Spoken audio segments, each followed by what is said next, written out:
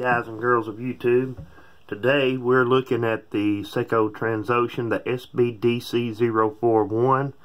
It's the one that's done in the all black coating with the rose gold case back and case, rose gold crown.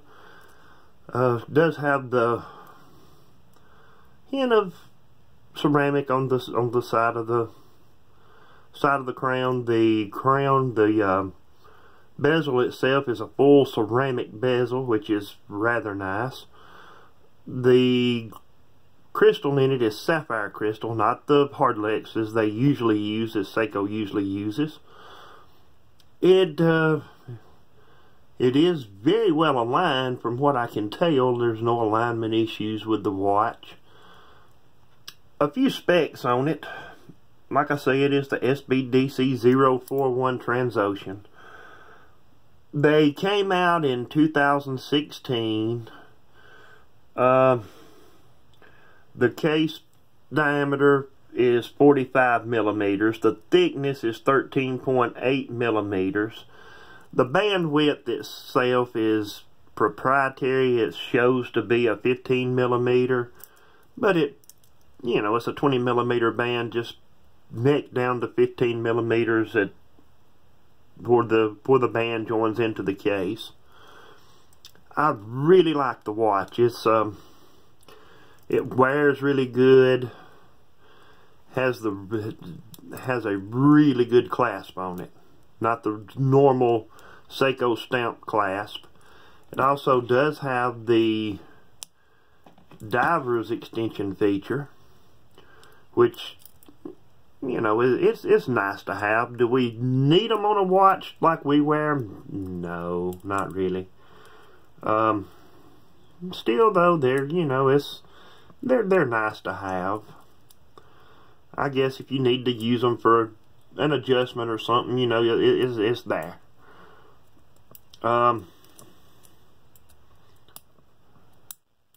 Easy enough to get hooked back in. Does have your 4 micro adjustment holes on the clasp, as most watches do. Seiko sign fold over safety clasp. Really, really nice coating on the watch. I'll have to be honest with you. The sapphire glass looks amazing on the watch. Now, no, the bezel is not a full lume bezel. It just has the little lume pip at the top. But, Seiko does have really well lumed indices and hands. Does have the date feature at what I would call the 4:30 position. The crown is in the offset 4 o'clock position. All in all, I wore the watch for, I guess the last week. It's really comfortable on wrist, even though the lugs do tend to drop a little bit, but it's very comfortable. The bezel is a 120 click bezel. It is excuse me, it is a fairly smooth bezel, really good click action. Almost like it's an over refined bezel on the thing. No alignment issues with the bezel. It lines up perfectly. Let's do some size comparison here. We'll put it next to the Save the Ocean Samurai, and about the same size. They're both, I think, 45 millimeter. The lugs on the Samurai are a little more angular than on the Transocean. Then, of course, wrist check. I'm wearing my baby tuna today that I put on the strap code Super Engineer band, which, yes, it's going to look bigger than the Transocean because it's a 47.5 millimeter watch.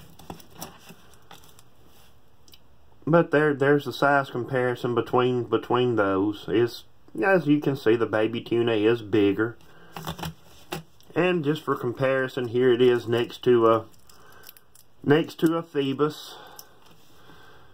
The Phoebus is a little smaller than the Transocean, but very beautiful watch, by the way, the Phoebus watch. Also, the Save the Ocean Samurai. That is probably one of the most beautiful dials I've ever saw, next to the Transocean blue dials, which are amazing. Seiko knocked it out of the park on the blue models.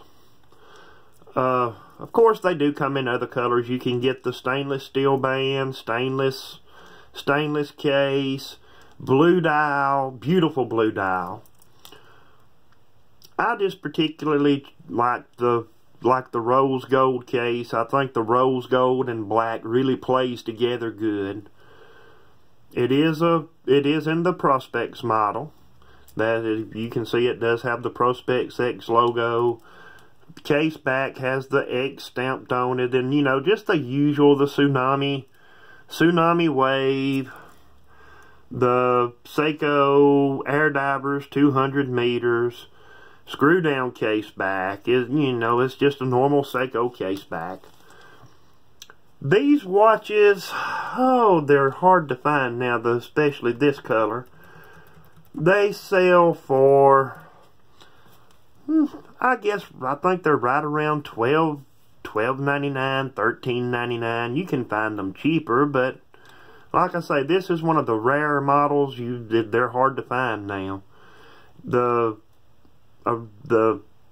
border around the loom is in rose gold. The second hand, the outlining of the minute and hour hand is also in rose gold. Okay, so now what I'm going to do is I'm going to loom the watch up, turn off the studio lighting,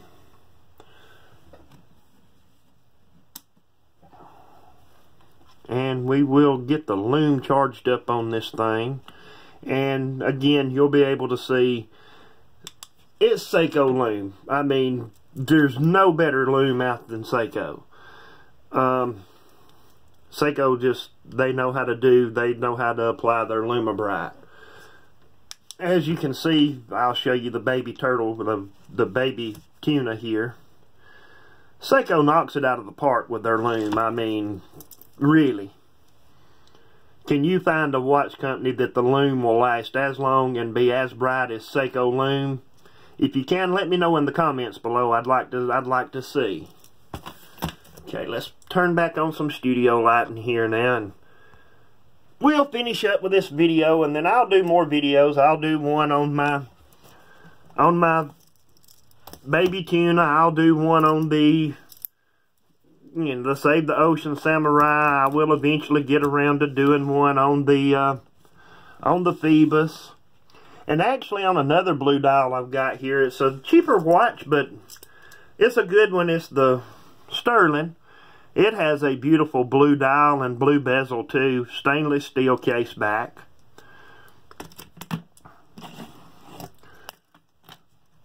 And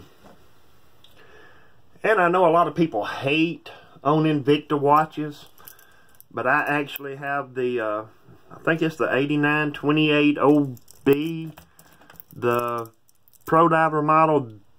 That is a beautiful job on a face, on the dial and the bezel. This watch has been amazing. It's never caused me any trouble.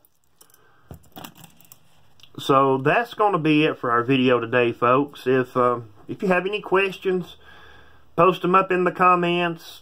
If you like my videos, give it a thumbs up. Subscribe. I will be doing more videos. Thank you for watching, and everybody have a blessed day.